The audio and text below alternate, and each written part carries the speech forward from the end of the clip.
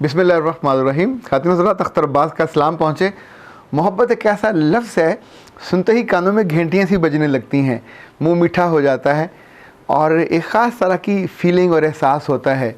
पर बीते वक्त के साथ जो नया वक्त आया है, इस ज़ालिम ने जहाँ बहुत सी चीज़ों को नुकसान पहुँचाया है, सबसे ज़्यादा मोहब्बत का नुकसान किया है। मोहब्बत को अंग्रेज़ी में लव कहते हैं और मोहब्बत से आगे जो अगली मंजिल है बिगड़ी हुई, उसको लस्ट कहते हैं।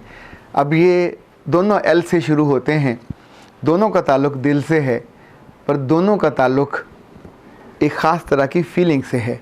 अब सोचिए, रुख एक का दाएं है, एक का बाएं है। मैं आज सिर्फ दो केस आपसे डिस्कस करना चाहता हूँ। ये सिंबॉलिक नहीं है, ये रियल में है और ये दो चूँकि इतनी डिटेल्स में, ये दोनों दफ़ा ये हुआ कि केस सुनते सुनते लिटरली मेरा अपना जिस्म लर्ज़ने लगा और मैंने इतनी दुख और तकलीफ़, देखें आप पे कभी हाथ पे हथौड़ी लग जाती है तो तकलीफ़ हमें पहुंचती है, कभी ठुड्डा लग जाता है तो हम गिर जाएं तो पाँव को तकलीफ़ होती है, पाँव से कोई चीज़ गुजर जाए तो भी बड़ा दुख होता है। ये तो किसी और पे बीती, पर आप सोचें कितनी शिद्दत होगी, खुद आपकी रूह उसके अंदर से लरस जाए। आपको याद है कभी मोहब्बत लोगों की छूटती थी, टूटती थी या नहीं मिलती थी तो दुखी दुखी गाने गाते होते थे उनकी गाड़ियों में, उनके घरों में। ये हमारे अताला ईसा खैली साहब मोहब्बतें लुटा के तो फिर दुखी गाने गाते गाते मशहूर हो गए। इसी तौर पे कितनी आपके अपने दोस्तों में कितने ऐसे लोग होंगे जिन्हें पुराने गाने जो थे दुखी वाले अभी कभी सुना भी नहीं है कि दुखी गाना हो। अभी तो टक टक टक होता है और टिकटॉक ही होती है। उसके बाद कौन सी मोहब्बत और कैसी मोहब्बत, मोहब्बत किस लम्हे लस्ट में बदलती है ये आपको इल्म होना चाहिए। मोहब्बत का आगाज़ बहुत अच्छा होता है, पर अगर आपने उस लम्हे अगले की आँखों को और उसके जहन को ना पढ़ा तो रेस्ट ऑफ द लाइफ आपकी जो ज़िंदगी के साथ बर्बादी होनी है, अब उसका तसव्वुर नहीं कर सकते। ये मोहब्बत आपकी ज़िंदगी बर्बाद करके रख सकती है। ये आपको कॉल गर्ल बना सकती है, ये आपको प्रोस्टिट्यूशन के अड्डे पे ना सही पर बिल्कुल उनकी ज़िंदगी की तरह जीने वाला बना सकती है। जिस लड़की का मैं ज़िक्र करने लगा हूँ, ये शहर की नहीं है, ये एक गांव की है, एक कस्बा है और कस्बे में जिस वो घर में थी वहाँ चूँकि बरादरी साथ साथ रहती होती है तो अपने ही कज़न के हाथों अपने ही घर में, अच्छा जहाँ तक कज़नों का मामला है, ये ऐसी आग है जो हमेशा बहुत दूर तक जाती है और बहुत अंदर तक सुलगाती है। ये बदबख्त कभी नहीं सोचते कि रब ने तो उनको रिश्ता दिया था, एक ताल्लुक़ दिया था, एक लिहाज का, मोहब्बत का, ख़्याल का, और आपने उसको जिस्म फ़रोश बना दिया। उस कज़न ने जो अभी मैट्रिक में थे ये दोनों, और then it was the first time it happened, he misused her in her house, in the premises of her own house, और कॉन्जेक्टिव ये ताल्लुक़ 1 साल तक चला और इस 1 साल के बाद ही लेफ्ट हर। अब सोचिए कि उस 1 साल में आप उस ज़िंदगी के आदी हो जाते हैं। इस केस की सारी तफसील किसी तीसरे ने नहीं बताई, किसी दूसरे ने भी बताई, उस बच्ची ने खुद अपने ज़ुबान से, अपने लफ्ज़ों से बताई। और जब वो बता रही थी उसका चेहरा ऐसा बेतासुर चेहरा था जैसे आँखों से लिहाज उठ जाए।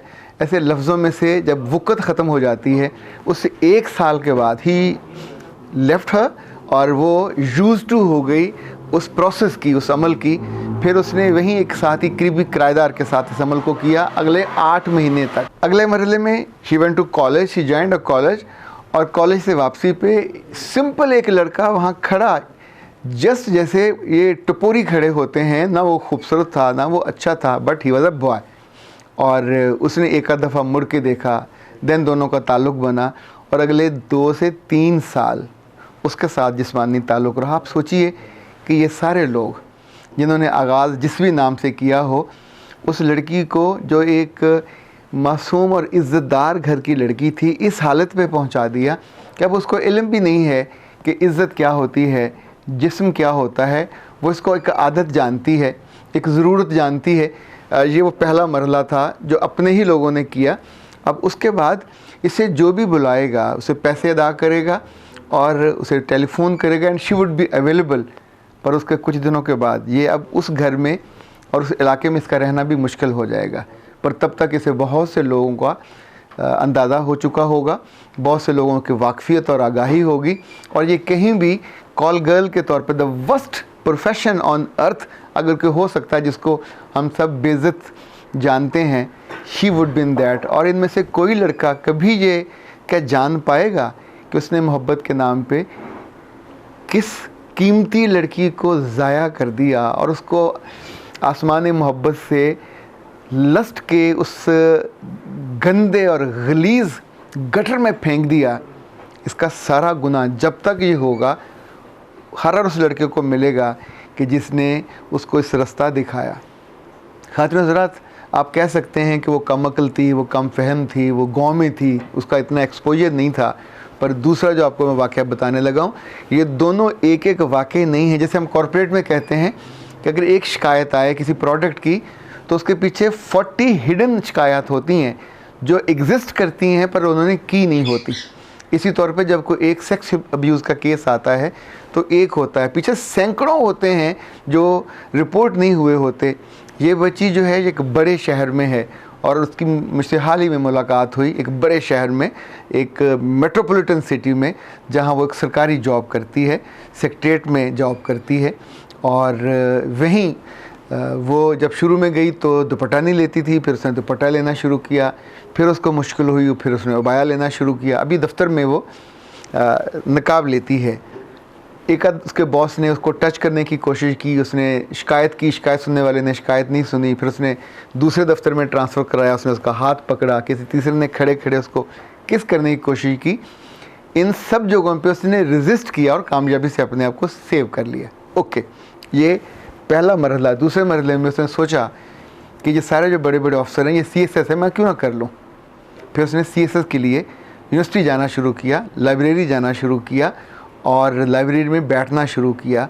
तो तब उसे पता चला कि लाइब्रेरी में बैठने वाला हर लड़का, उसके पास कोई ना कोई कमरा है और वहाँ जाने वाली हर लड़की किसी न किसी के साथ जाती है। आप सोचिए कि CSS के नाम पे वो बच्चियाँ जो पास नहीं हो पाती पर 1.5 2 साल वहाँ जाती रहती हैं, वापसी पे उनके पास कोई ख्वाब भी नहीं बचता। और ये आलम होता है कि वो मोहब्बत शुरू में होती मोहब्बत ही है, यानी कहा यही जाता है। इसके साथ भी यही हुआ कि एक दूसरे सूबे से आने वाले खुश शक्ल लड़के ने इसको अट्रैक्ट किया, ये उसकी तरफ हुई। जिस दफ्तर में अपने बॉसेस से आप बचते रहे हो, उनको छूने तक न देते रहे हो, मोहब्बत के नाम पे आपने सब कुछ लुटा दिया। तो मैंने उससे पूछा, जब तुम उसके घर गए, उसके कमरे में गए, तो क्या तुमको वो बेहोश करके लेके गया था? उसने कहा नहीं।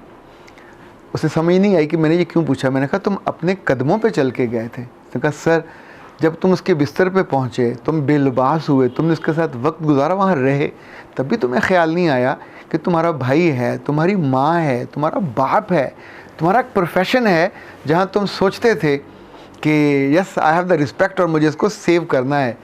और उस लड़के ने दोस्ती के नाम पे, मोहब्बत के नाम पे इतनी दफ़ा लूटा और फिर उसके बाद चुप करके वो स्किप करके चला गया।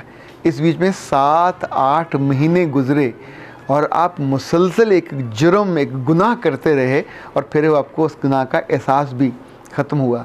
फिर एक ऐसा वक्त आया, उस लड़के ने कहा कि तुमसे शादी वादी तो नहीं हो सकती। तो मैंने उससे कहा उसने पहले कभी वादा किया था?